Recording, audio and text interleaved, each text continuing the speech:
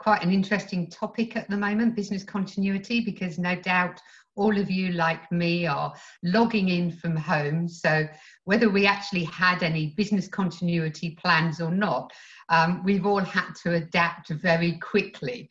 And I think actually from speaking to businesses, I think actually we've adapted really well. So really welcome this morning, and we've got a great session lined up for you. I think it's really important that actually we look at business continuity at the moment. I don't want to start with doom and gloom, but I couldn't help hearing on Sky News this morning that the Bank of England is seeing GDP fall by 14% this year. And actually they said it's the worst annual slump in 300 years. So, really negative view there of what business is going to be like over the next year. I think that's why probably today's session is actually really imperative, because I think in a crisis, which we are at the moment, I think we need to look at not only, how do we get through it, but actually what we need to look at is not how do we get through it, but actually how do we thrive through it, because through every crisis, and that's shown through time, actually opportunity lies, and it's how can you actually maximize the opportunities to ensure that you don't only survive through this, but actually you strive and you grow through it. And I think for so long government now have been telling us that we all need to get more digital skills, and we know we've had a great productivity issue in the country, and productivity has been so closely linked to skills, but in particular to digital skills. And I think the one thing that has come from this is we've all had to very quickly learn new digital skills. Me personally, I've always been okay-ish. My team will probably tell you different, but I think I've always been okay with IT, but I've never used all the platforms I use now. I mean, if I look at yesterday, by 12 o'clock, I'd had a Zoom session, I'd done Google Hangout, and I'd done Skype. And I must admit, I'm feeling very down and out with the kids at the moment. So I'm very pleased with myself of what I'm doing. But I think it's really good. But I think it's great that we're all learning these new skills. But having learned them, how can we capitalize on them to actually really grow our businesses going forward? Because I do think, and I'm not telling you something you don't already know, but business won't go back to what it was before, and in some ways I think that could probably be a positive thing, that business isn't going to go back to how it was before, because if it did, then actually we wouldn't have learnt from the experience. So I think we'll see changes, we'll see more flexible working patterns going forward. And I think that's good, because we're all striving for a perfect work-life balance. And I think, with the office shut, take the chamber, 28 staff working from home, and business carrying on as normal, actually, why can't we going forward building some of that flexibility? And one thing that I personally hope is that we won't forget these new skills. We're all meeting like this. Why can't we continue with it? Why do we feel the need that we'll have to jump back in our cars and start traveling all around the county to meetings? It's taking time, it's taking money, and not even talking about what it's doing to the environment. So let's hope that we can continue this. Face-to-face is really important, and there will still be an element of that, but let's hope that we can all really benefit from the new skills that we've learned. So I think this morning, let's all put our positive hats on, and not from the headings from the BBC and the Sky News this morning. Let's all look positively at how we can get through the current crisis, and how we can get out the other end actually in a better place to actually really look at growing our business.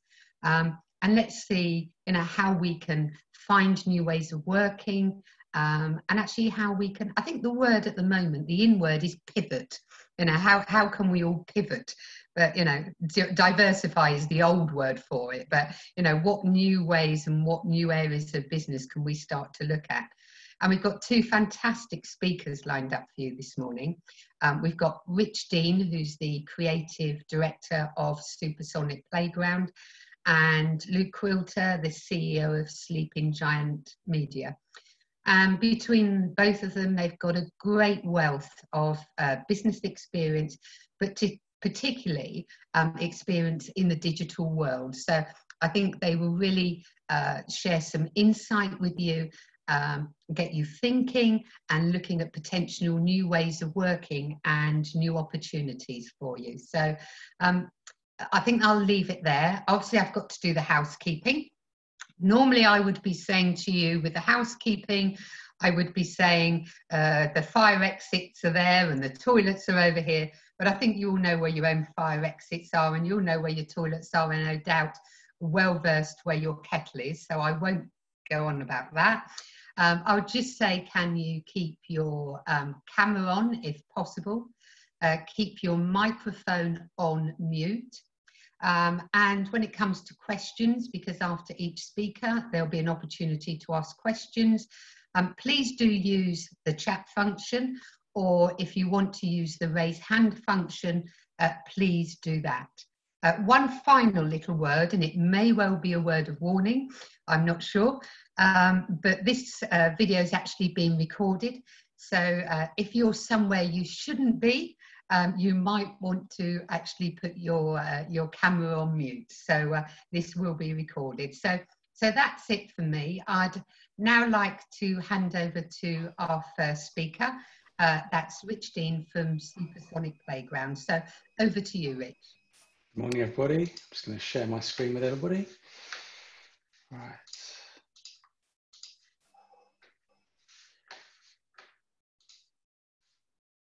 Perfect. I hope everybody's okay. Thank you very much to Joe and the Chamber for inviting me on. It's a privilege to be here this morning with you all.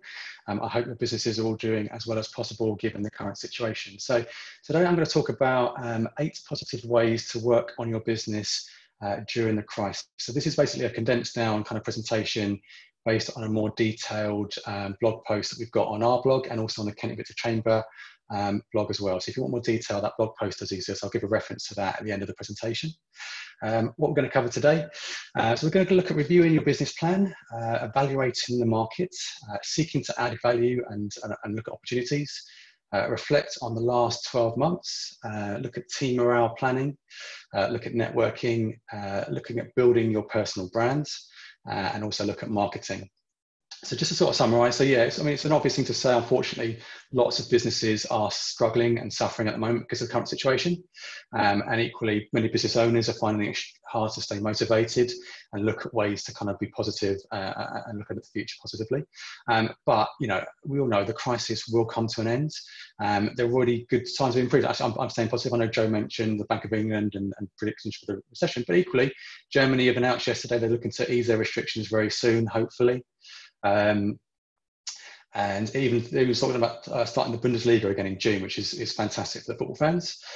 You might start seeing this phrase "build back better," which really kind of underscores what we're going to be talking about today, which is actually people are looking at going, well, yes, the crisis has come along and it's put everything on hold and paused everything. But instead of just thinking about bouncing back and getting back to how things were before, actually, we've all got really good opportunity to actually improve, look at our businesses, look at the environment, look at the situation, and make things better in the future. So it's really important. I think it's a very, very good time to look at your business, to reflect, and to make sure it's in the best position for when things do recover. Just a little bit about me and who I am. Yeah, as Joe mentioned, I'm the founder and creative director of Supersonic Playground. We are a premium WordPress web design agency normally based in Maidstone Town Centre in the business terrace in Maidstone, currently working from home remotely. We are a team of 6. We were established in 2014. I'm quite keen to point out I'm not a business coach or business consultant, so I know I'm going to use some terms today which your normal kind of business coaches will probably use. That's not what I am. I'm a genuine business owner who's looking to sort of make sure their business survives and thrives through this crisis. So first thing we're going to look at is reviewing your business plans. It's probably a bit of an obvious one, but it's something that probably gets neglected by people. You know, business owners, we're normally busy working in our business. We don't necessarily take as much time working on the business, and that's a bit cliche. But just because it's struggling now doesn't mean your business can't still thrive once things get back to normal. So a little obvious thing to do is something like a SWOT analysis. Now, the more experienced or the more advanced might have already done this. You may have not done a SWOT analysis in your business. Doesn't matter if you haven't. It doesn't need to be anything too complex.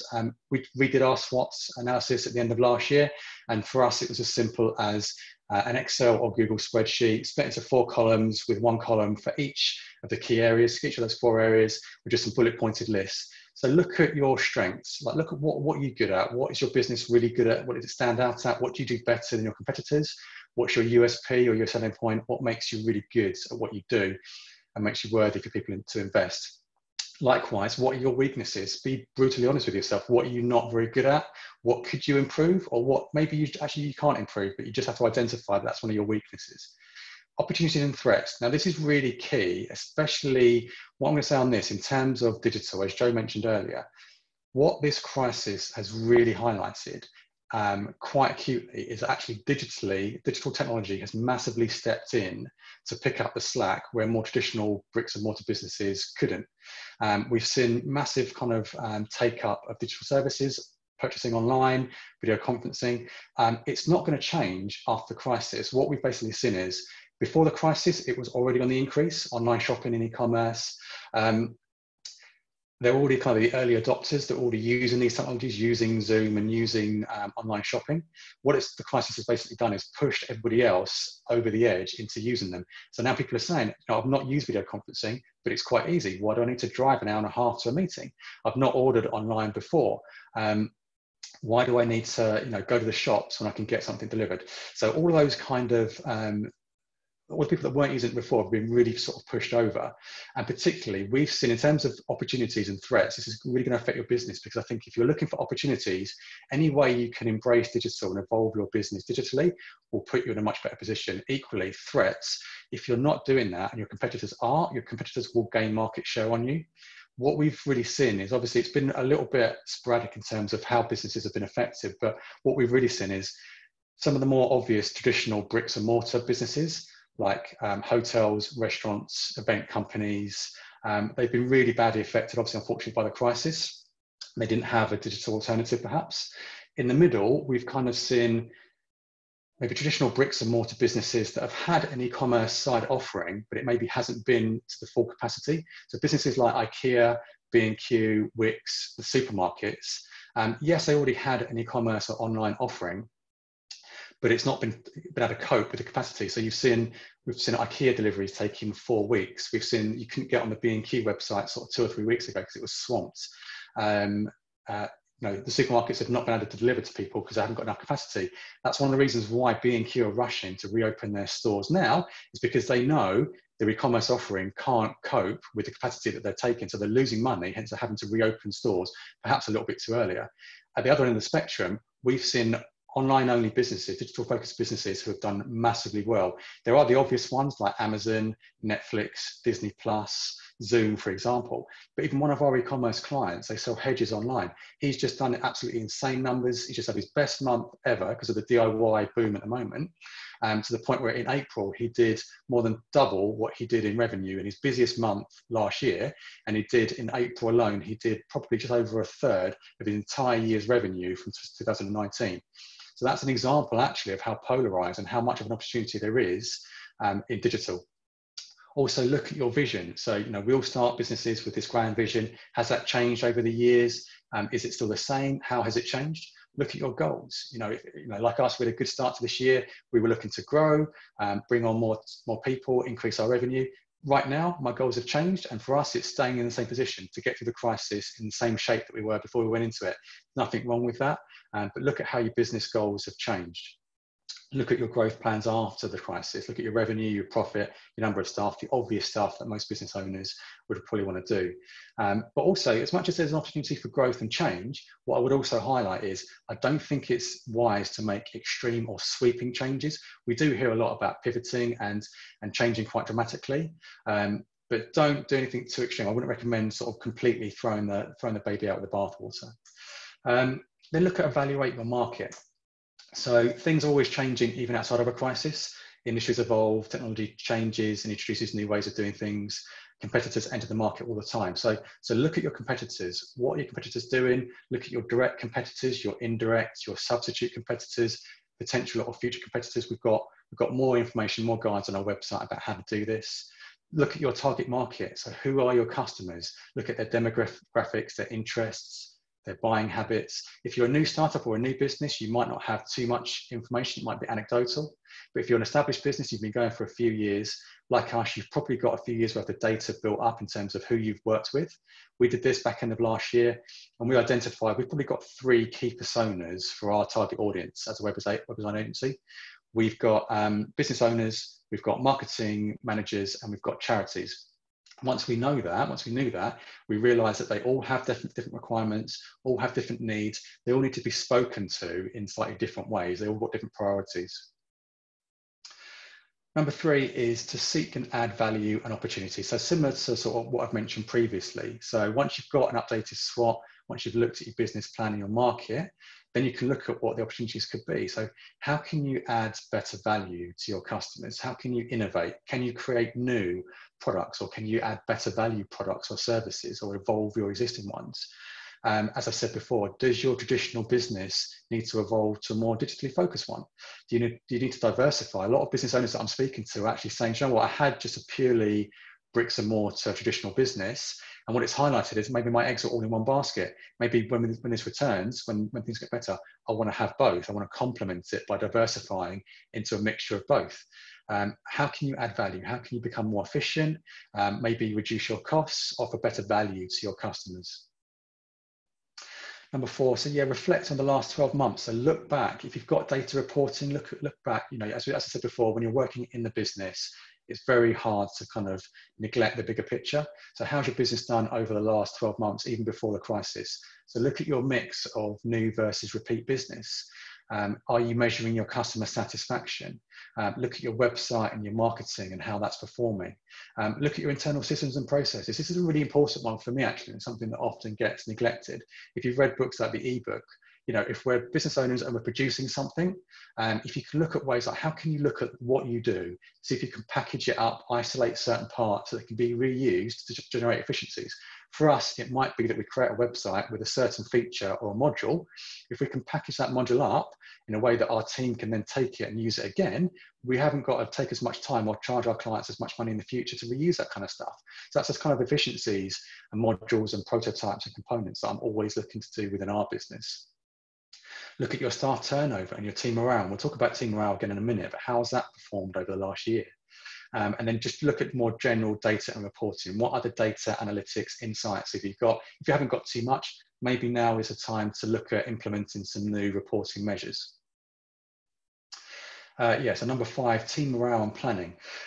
It's quite easy to forget that when this whole situation is over, how it's going to impact your team or how it's impacting on them now. I think it's pretty naive to think your team members are just going to switch back on and bounce back to normal.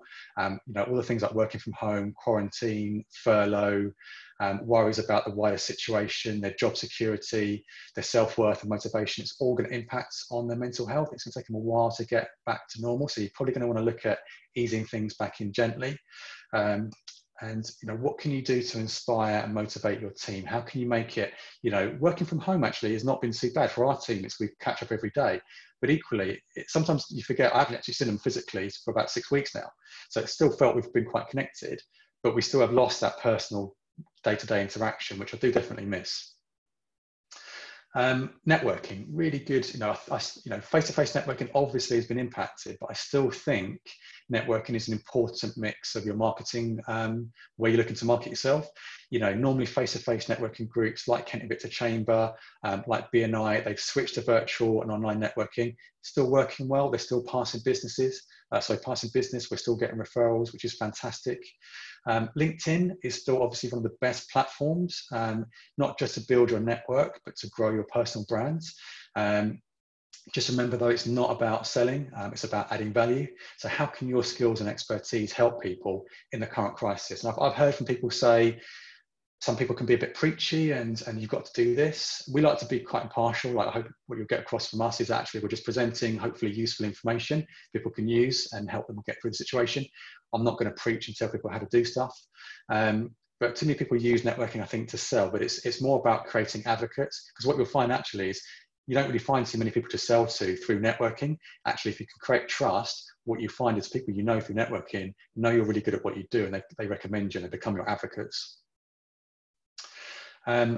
Building personal brand. So after my presentation, you're going to be hearing from someone who's a master at this. Luke from Sleeping Giant, a master of personal branding and business branding. They Sleeping Giant and Luke, they do that really, really well. But think about it. So what people buy from people.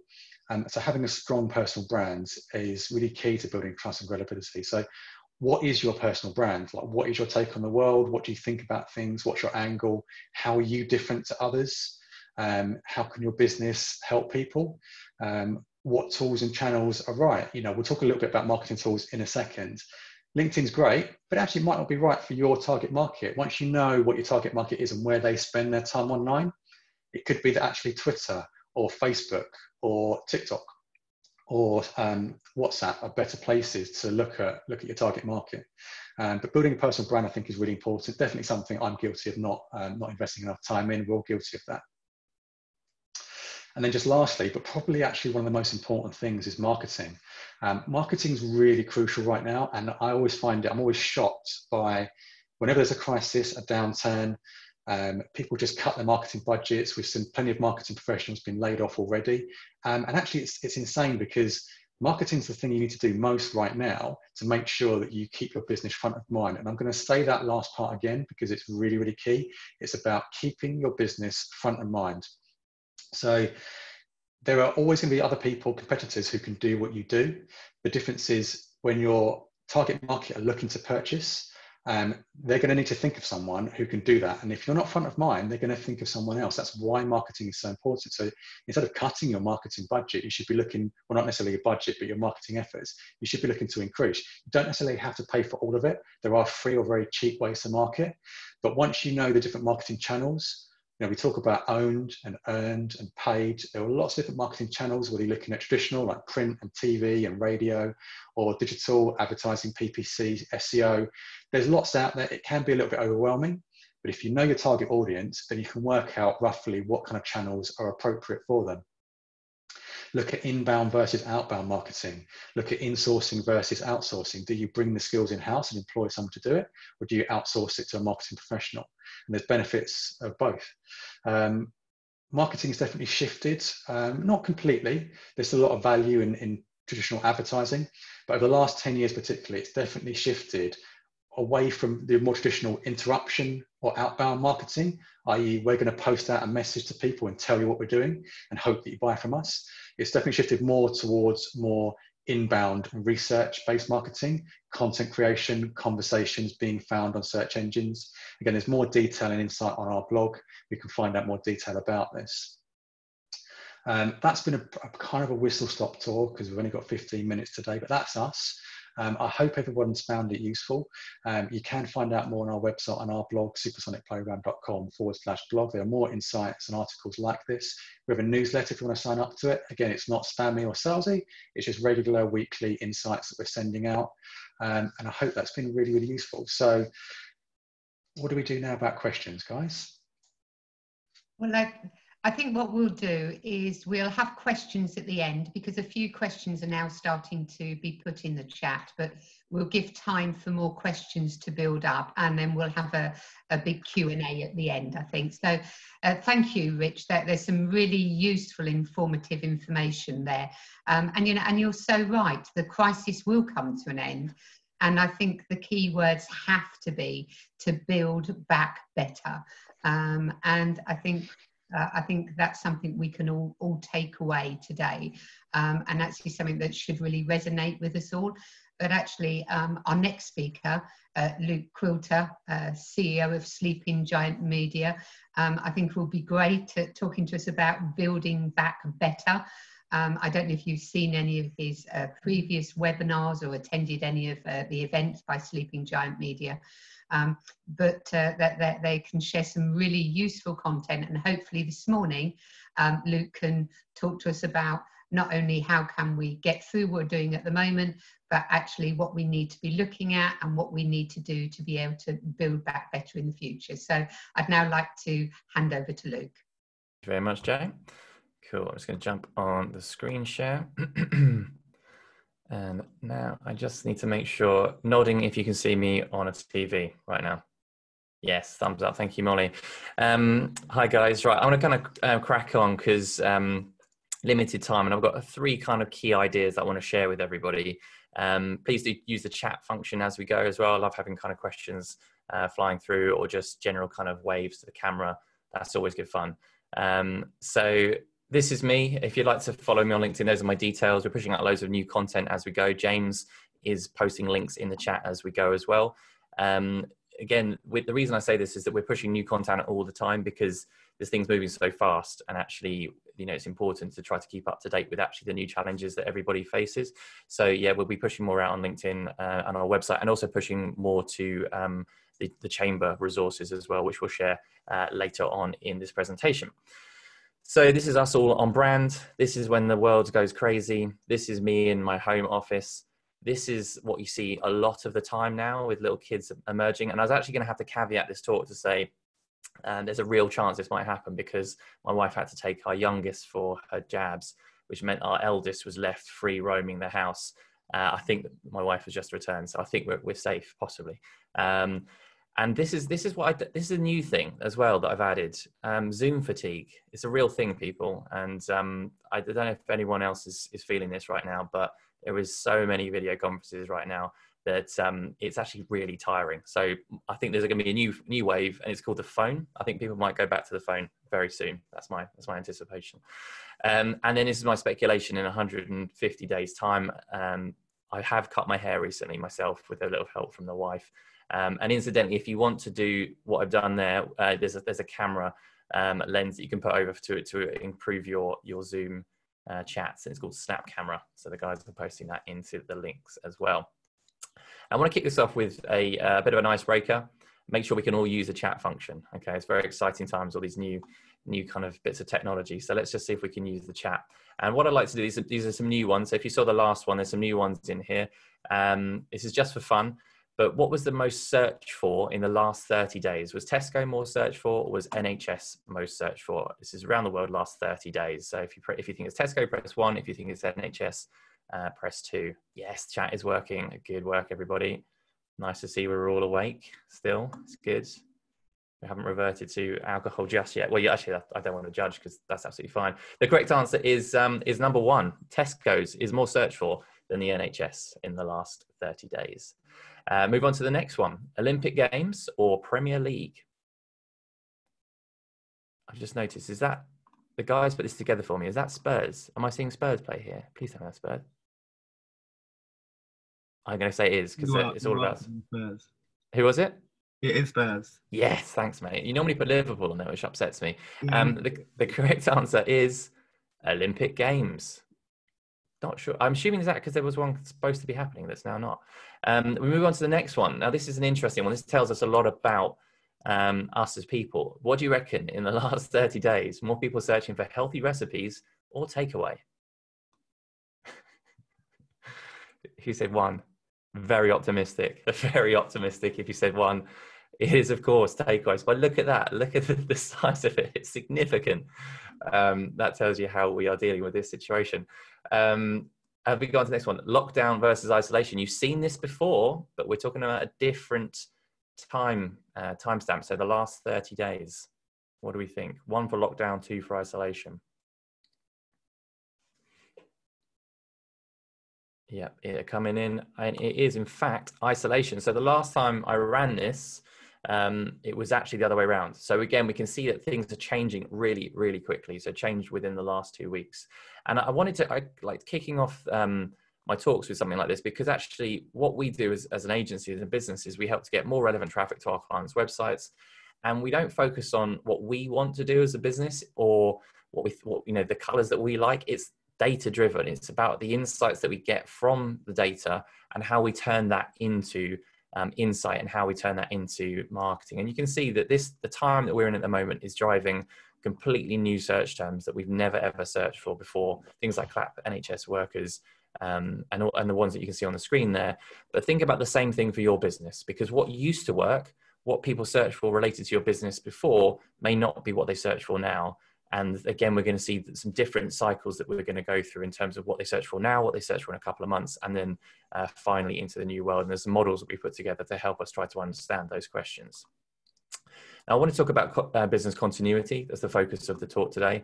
And when we look at the sort of the 4 stages, the prevention, preparedness, response, and recovery, I don't know how many people could prepare for what we were going through right now. It's a really tricky one. And yes, there's some broad plans that you can put in place. So it's certainly worth looking at that for the future. I think, unfortunately, this might not be the last time we see something like this.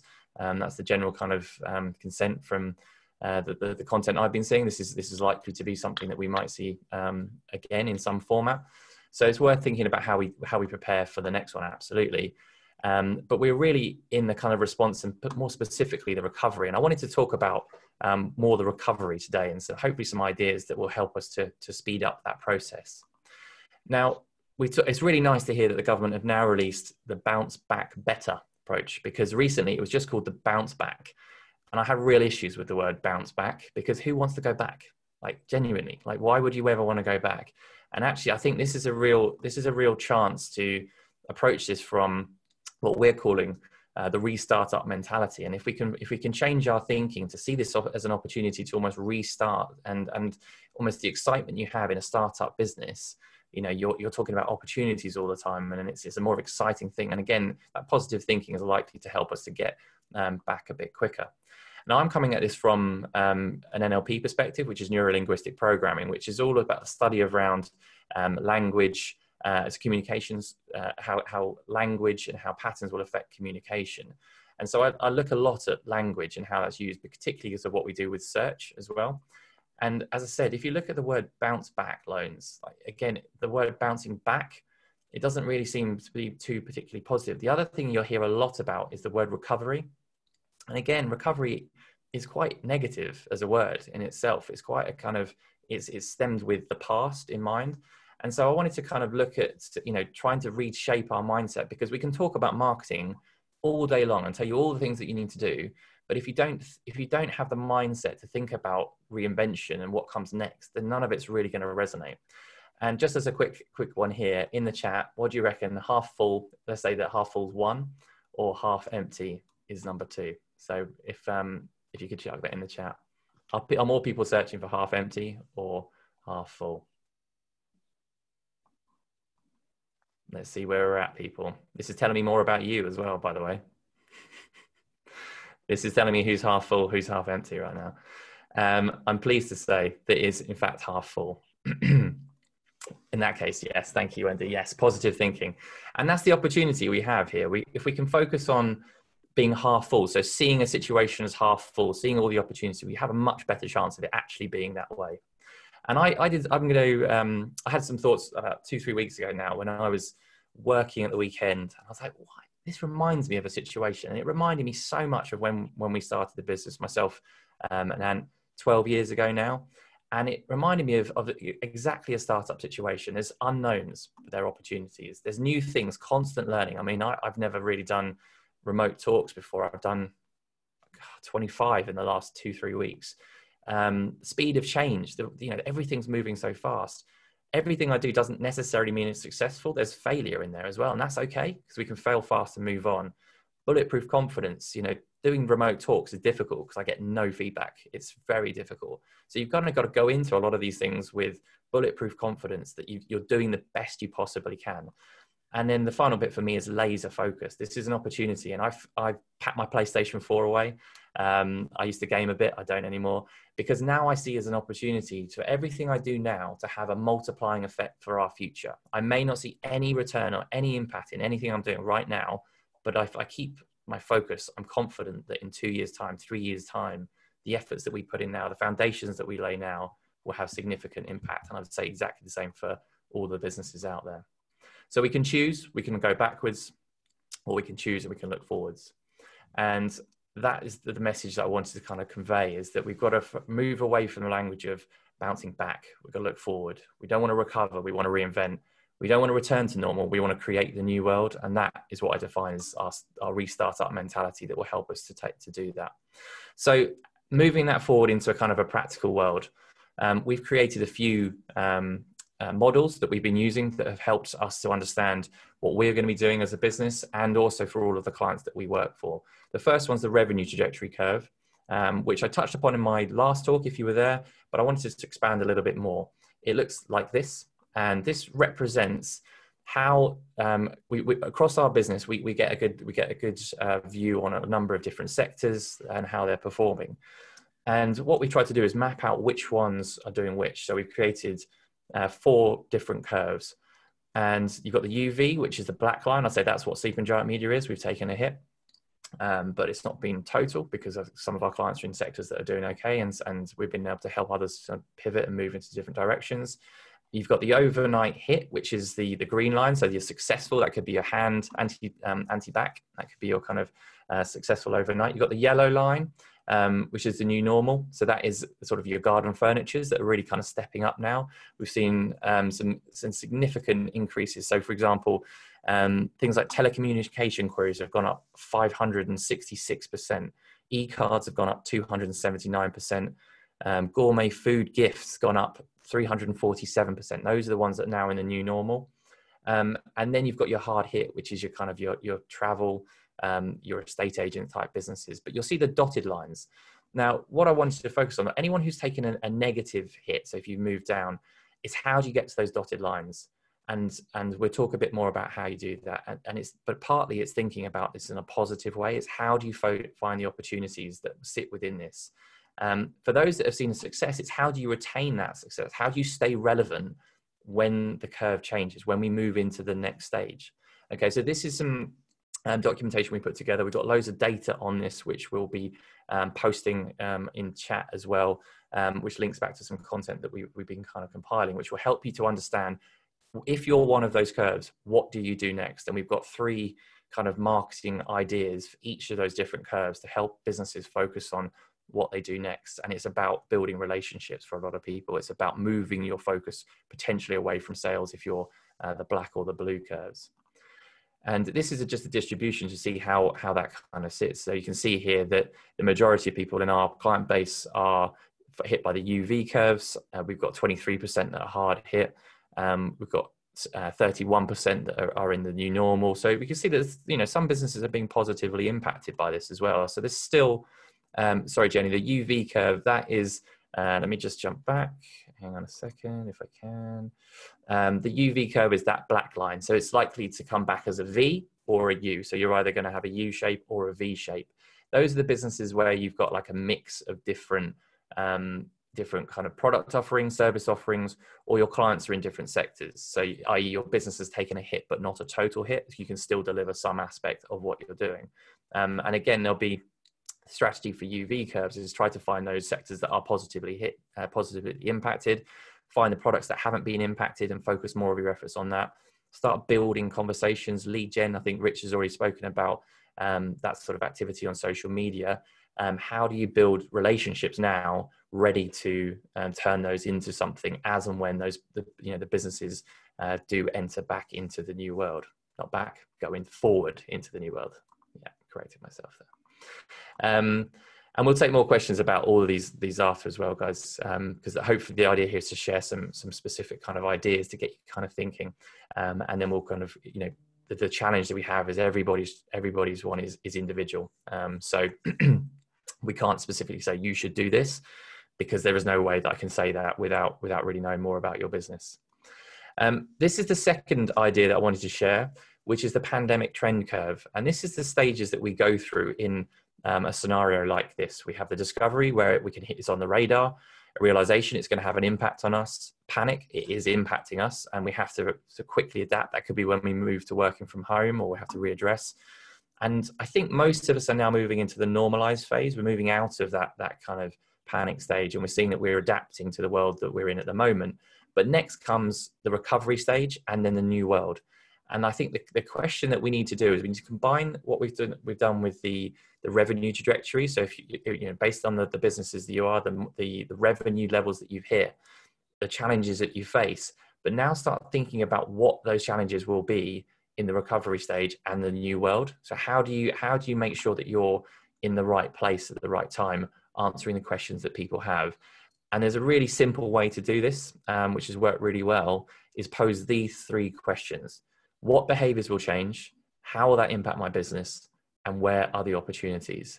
And I've done this exercise a number of times with a number of people who have found it really, really useful. We're doing it all the afternoon this afternoon with our business, posing these 3 questions for each of our departments, for our internal aspects, our staff and how they're going to be impacted, so that we can start designing our business ready for that new world and looking forward to what happens next.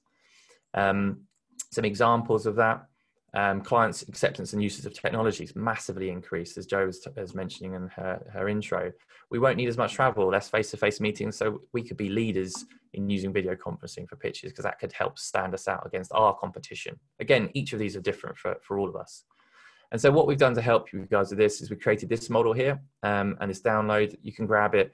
There's a link that will be posted in a second in the chat, where you can find this as well as some additional content. And again, we'll place this on the Chamber website as well, so you can have access to that.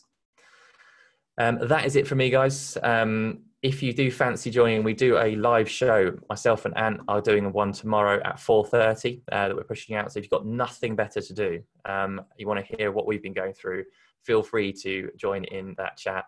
But thank you very much for your time, and I hope that's of use. And I guess we'll go back to Jo, and then we'll move into questions.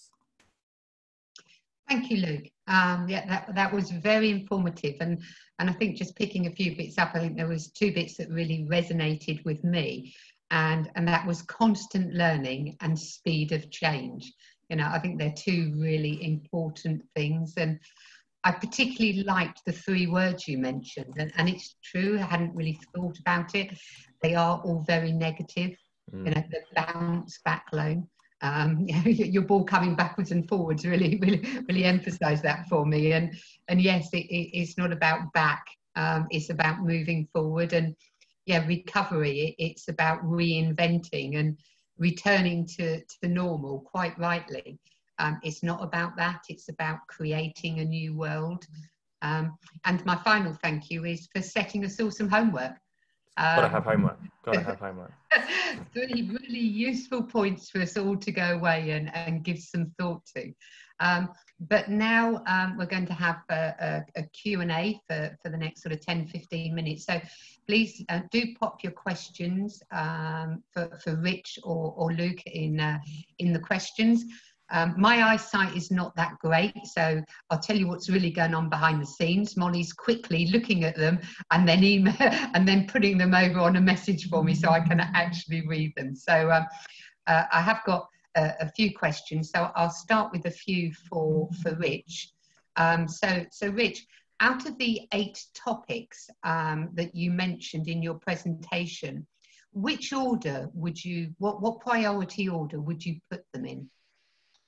That's a very tough question, actually. I definitely think the first couple are the most important. So taking that time to take a step back, look at the business, look at the SWOT, look at actually where your business has been for the last year or so. That's going to give you the most insight. That's going to give you the most value, and then that will help you plan better.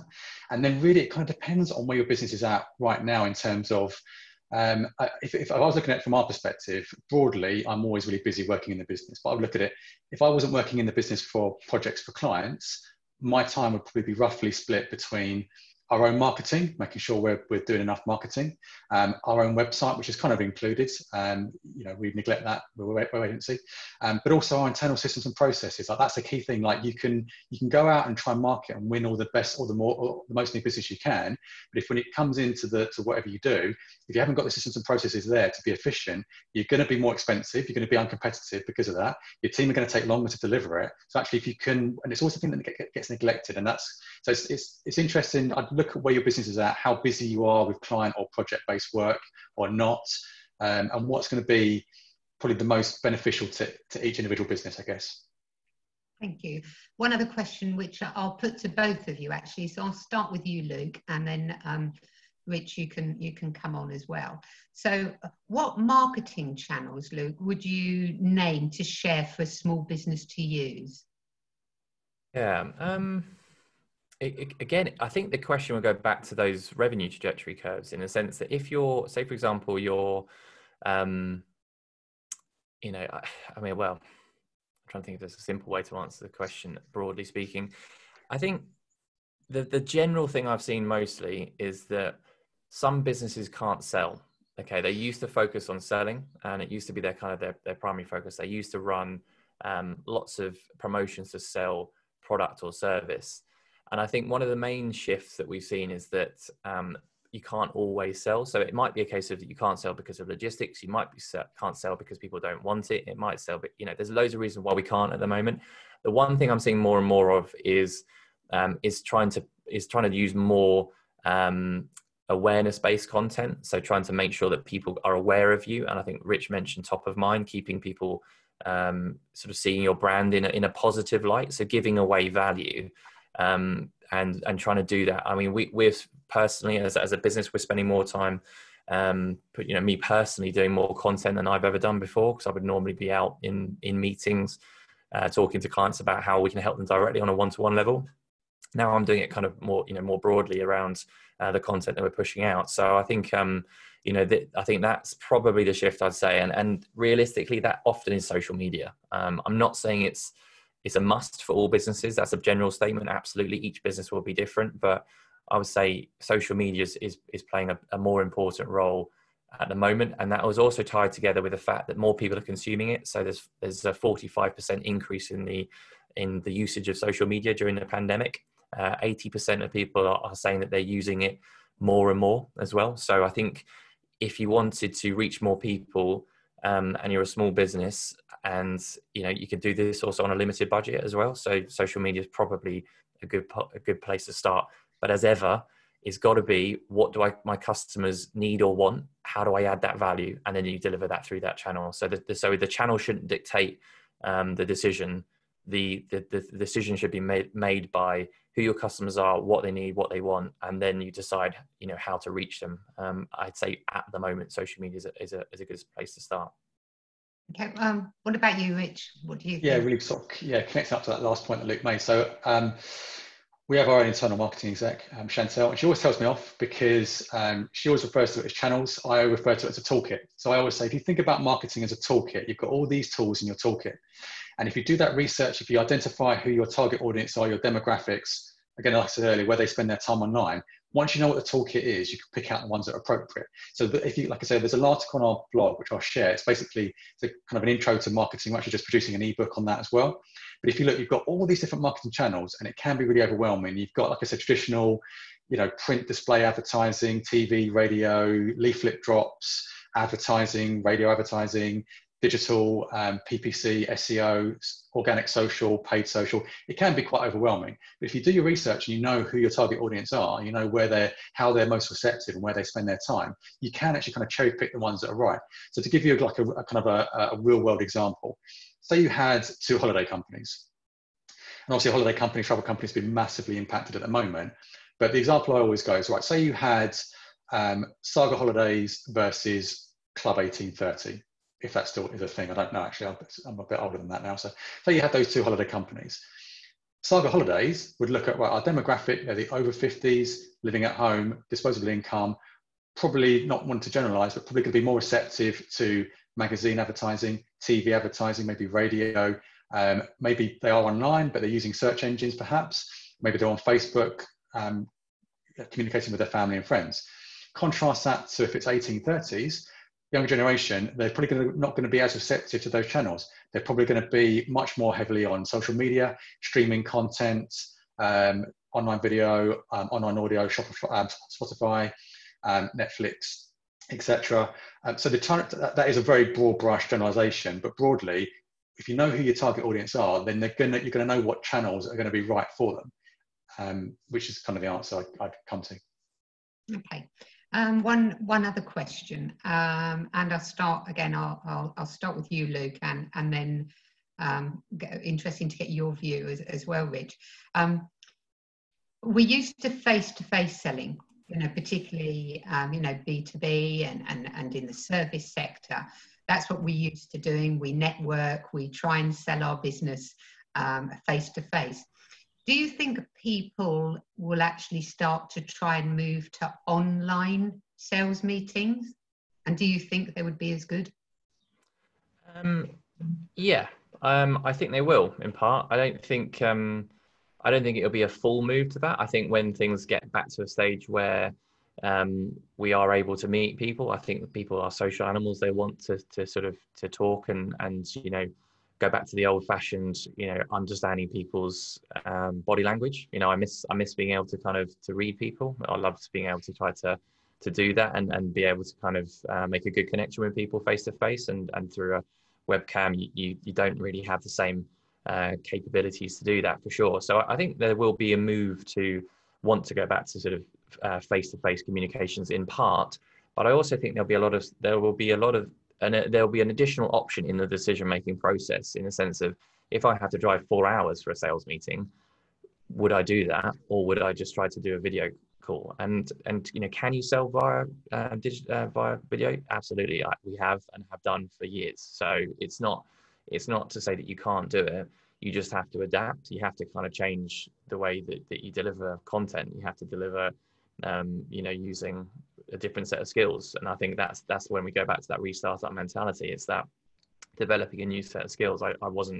I've never ever put out a live show before, and I've never used the load of the tech that I'm using at the moment, but I've learned it in the last sort of 3-4 weeks, and it's been great fun. I've really enjoyed it, and I think that's the way we have to approach this, is that we have to see that the world will be different. We're going to be using a mix of different tools and technology to deliver it, and that's just an opportunity to learn it quicker than your competitors and do a better job than your competitors. So yeah, I think we will see it being used, but I also think it can be really successful. And guys, if you're not signed up, this is a promo with for the KICC with my director's hat on here. We're doing a networking event next Tuesday, and it was really good fun. Last time we did it, I was relatively skeptical as to how it would pan out, but it was actually really good fun and really engaging conversations. So we'll be doing that again on Tuesday, and it's a great opportunity to kind of to meet new businesses.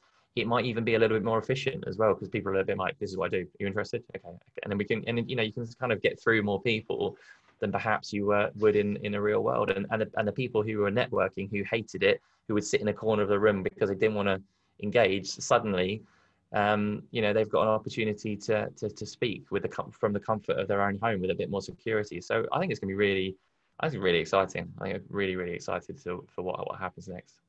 Thank you. And Rich, what's your view? Yeah, very similar. I think this definitely will open up the more convenience aspect of it.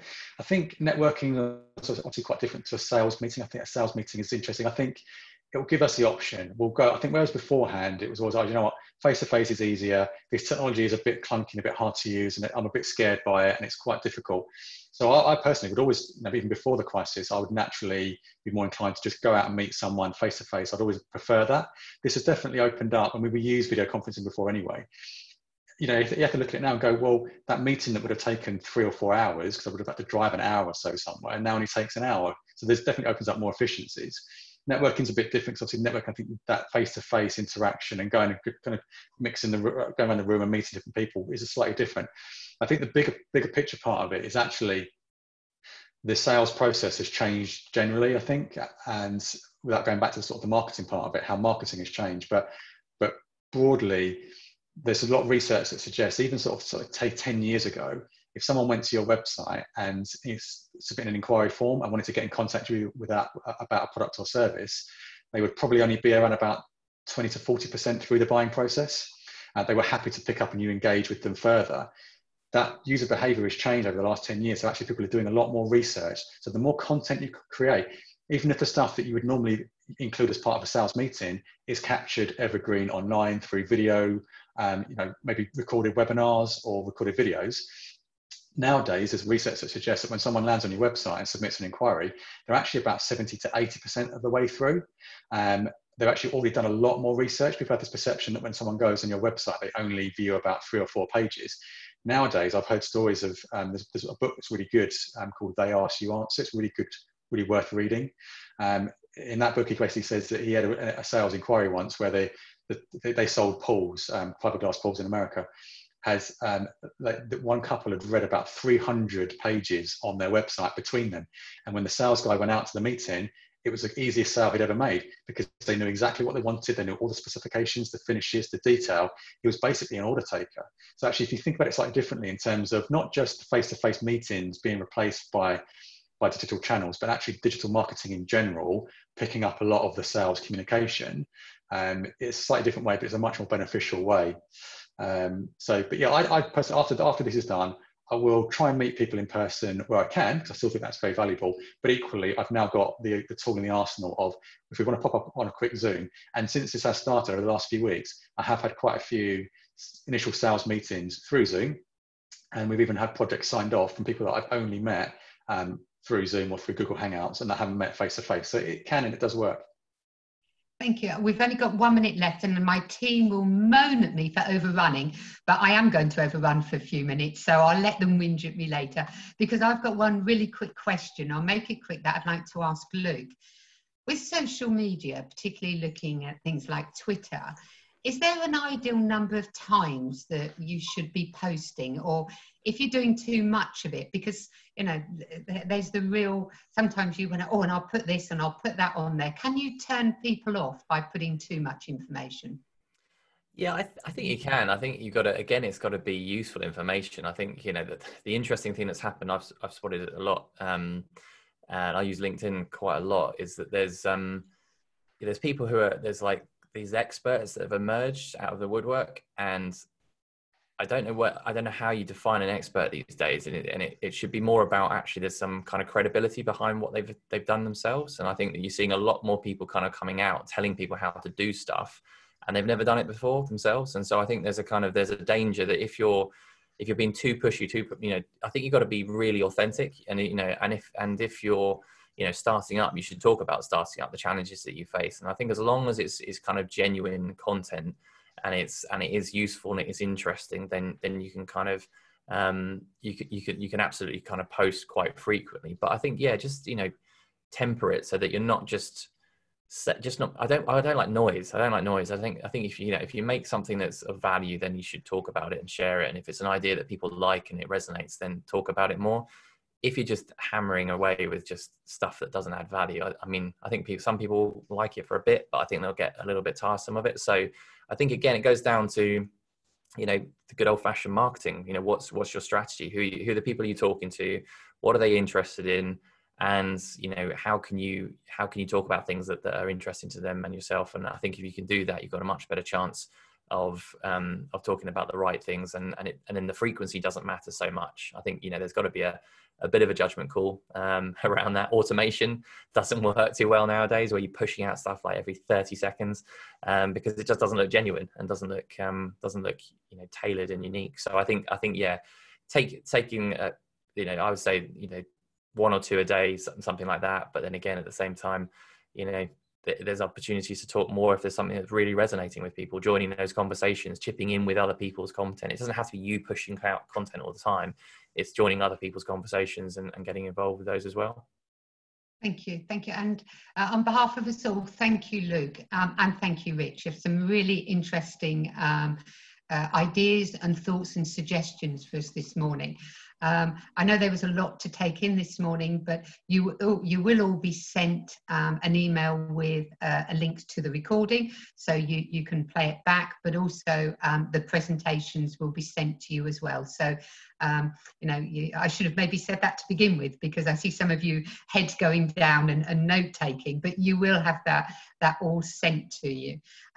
Just 2 final things from me, but before I go through them, can I just say how wonderful it has to see so many people in one room.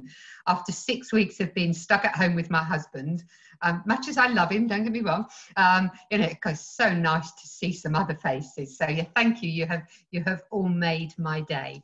So there's just one other thing I want to update you about, and that's some upcoming webinars, which I think we're going to have a slide here. So we've got our virtual networking, as Luke said. So yeah, that is great fun and working on. So please do come along to that.